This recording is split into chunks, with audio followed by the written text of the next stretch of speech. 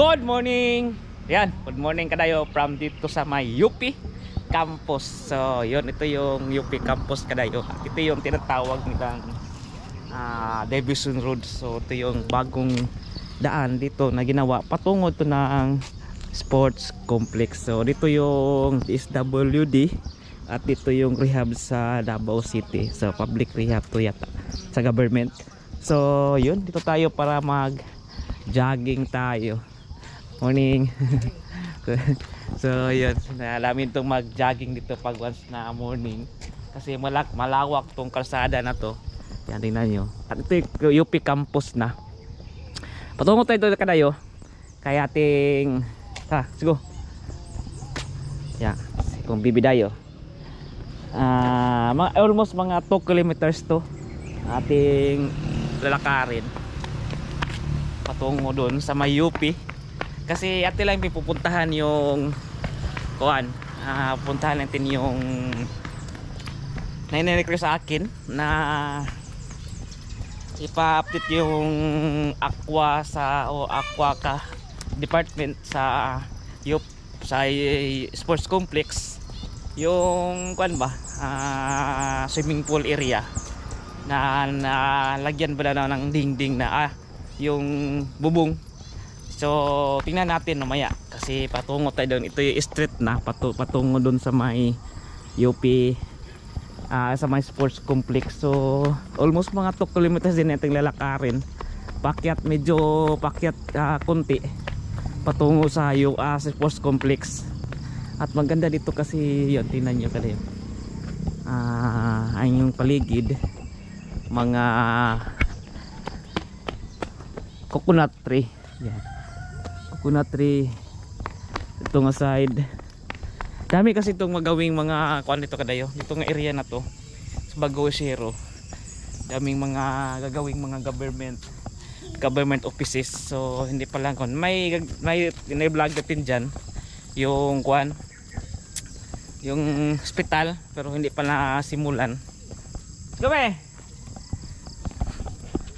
pero ninakabantay na sa may dito nga bahin. So aakyat tayo.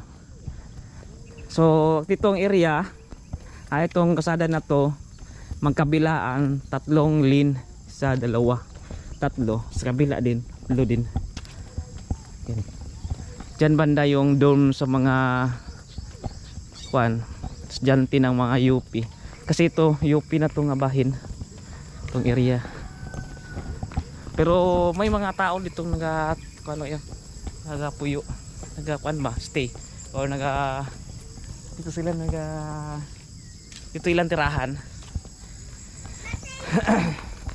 Kaya may mga ganito mga parang mga taniman, mga saging. Tingnan nyo, may saging.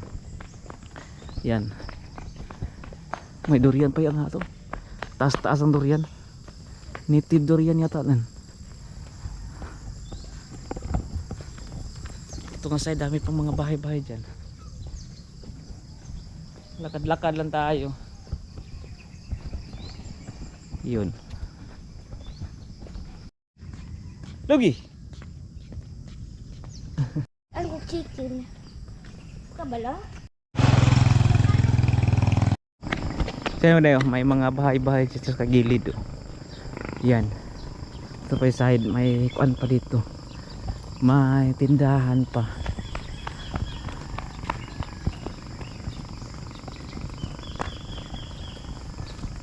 Dito sa UP Campus para itong nakasabukid kasi yung paligid mga kakao yan, mga coconut at saka saging. May tindahan dito. Yan. Pinay dog be, pakan ka. At marami dito mag jogging. Tapos pag once na may tuba may tuba pa to. Ilang kilos tuba, ilang konsang tuba, ilang kalo sa tuba te? 150. 150. 150 ang tuba. Bago na siyang kuha. Pwede ay. So 150 ang galon sa Tuba. Sa mayan, gilid lang ng kuan, kasada. So yun. At kitang-kita mo dito yung pag naka dito, makita yung mga dorm yan kayo. Mga dorm na ng mga estudyante sa UP. Yan, ito yung mga nasa likod tayo ng dorm sa estudyante, mga estudyante ng UP. Yan, pag mas na dito ka, kitang-kita mo yung Mount Talumo. So ito yung area na to, Mount Talumo na yan. Kasi hindi makita dito yung Mount Apo kasi natabunan ng Mount Talumo. Kasi ang pabor dito ang Mount Talumo area. Ito sa gilid yung Mount Apo. Kung doon sa bahin sa may Coastal Road, kitang-kita mo yung Mount Talumo. Pero dito, Mount Apo, pero dito makita mo yung Mount Talumo. Ito nga side, yan UP na yan ng campus. Ayun, mga dormitory. Pero nasa likod tayong area. Yan. So, kantay pa rin. Department of Agriculture Research Division. So, dito nga side. Let's go! So, ganito yung jogging area namin dito sa kuan. Sa babaw lang ng Imental, sa Kataga-Mental tayo. At dito yung jogging area. So almost mga 1 kilometers na lang makarating na tayo dito sa may sports complex.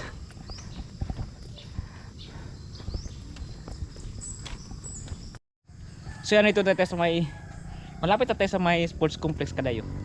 So ito na yung sinabi ko kanina na ito na yung vlog na natin to. Ito yung hospital nga gagawin dito, Davao City Hospital.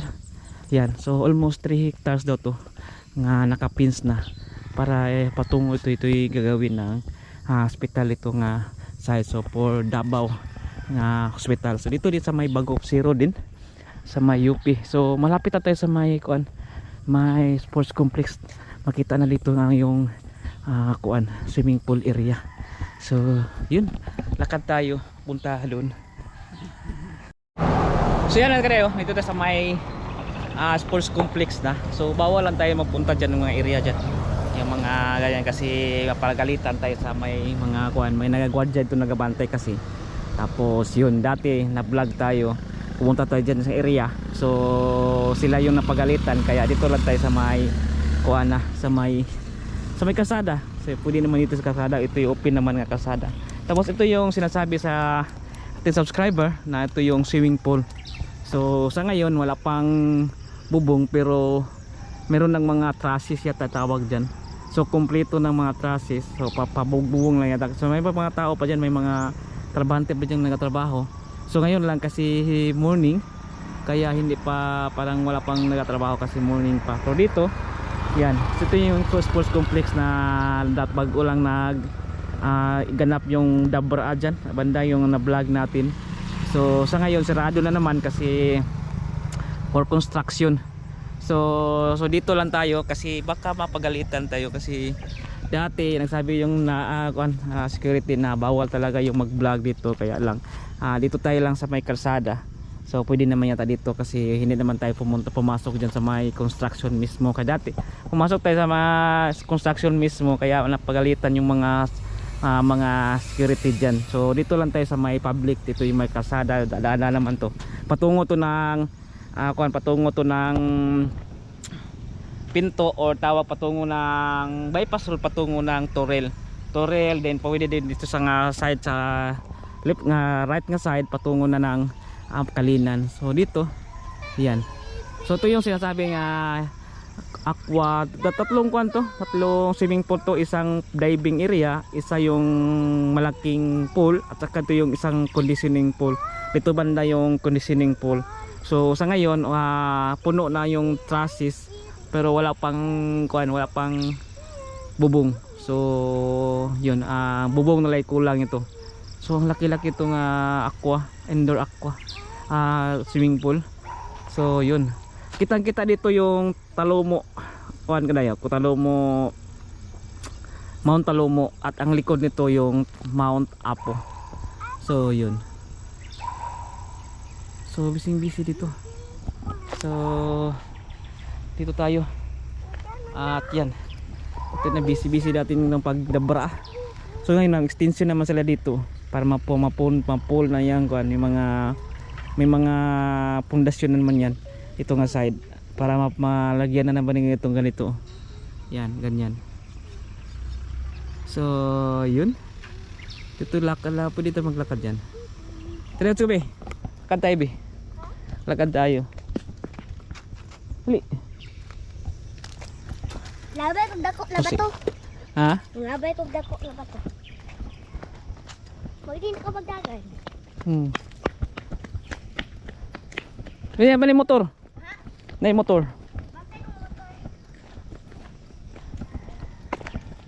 So ito yung aqua, yung building na yan.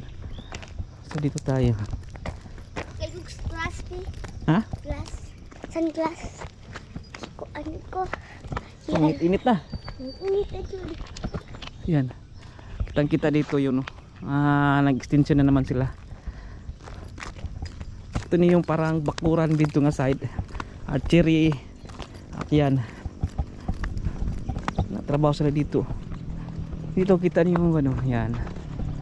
Ito yung karsada.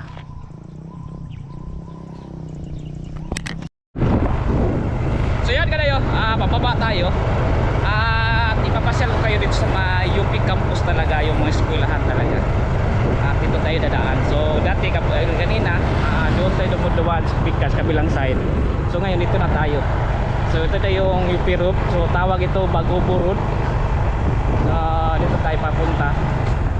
Ito na yung UP campus talaga. So, yung mga building sa eskwelahan mga kadayo ba? So, pero may mga bahay-bahay pa rin dito.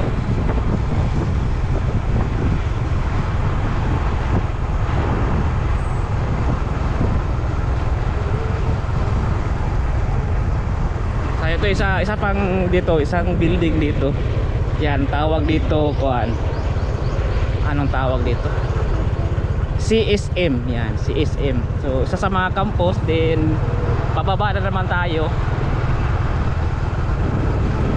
So yung mga campus ito, mga room nito maganda yun, nakahiwalay-hiwalay. Kaya yung mga estudyante nagalakad or nagasakay ng motor, so may mga bito sa building pa. Tawag ito. Yan. Mga building sa UP. So dito na tayo mismo sa may mga campus talaga ng UP. Pero hindi mo masyadong makakuan kasi yung mga room nakahiwalay-hiwalay. At dito yung sa baba yung main.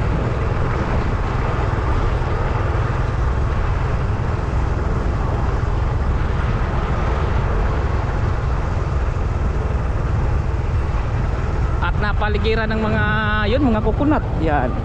Mga prutas, fruit trees. Daming mga fruit trees dito. At sa lalim may mga kabahay-bahay. Yan dito, may simbahan pa dito ng Seventh-day Adventist. Yan. Pero school na to school campus to. Kaiba sa ubang mga private school campus na walang mga bahay-bahay. Ito yung library nila. Yan area dyan, library. At ito yung mga dormitory. Yan, ito yung bagong dormitory. Yan. At ito yung luma.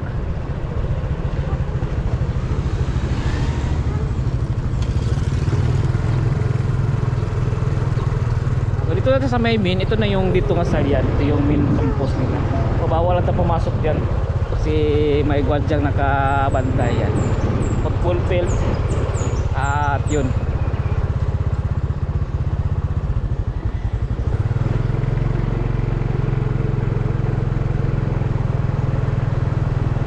May mga bahay-bahay sa gilid ng eskwelahan. So yung mga taga dito, may building pa to. Pwede dito magbahay, pero yung taga dito sa baba parang lumad na dito ba. Pero bawal sila magbahay ng mga kuan, mga simento, mga light materials lang ginagamit nila sa paggawa ng bahay.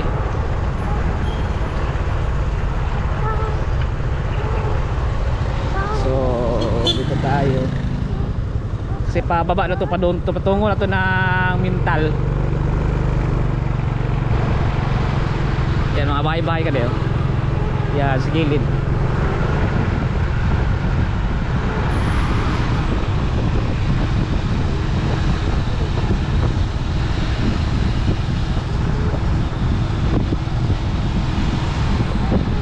At ito yung main kuan, entrance dito sa Mayupi.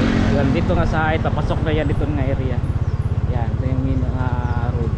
So ito yung pababa na ng Mintal. So tawag nito Yupi Road. So yan, mga kadaya, itong vlog dito sa yan, ating puntahan lang yung sports complex, yung sa may swimming pool area.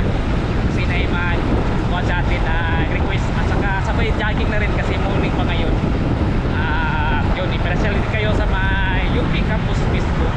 Kasi dati merang nagkasukuha sa atin nga ipasabay na yun ng UP Campus. So salamat. Oh, don't forget to like and subscribe our channel at i-follow sa itong Facebook page na Kuya Dayo. Okay? So peace!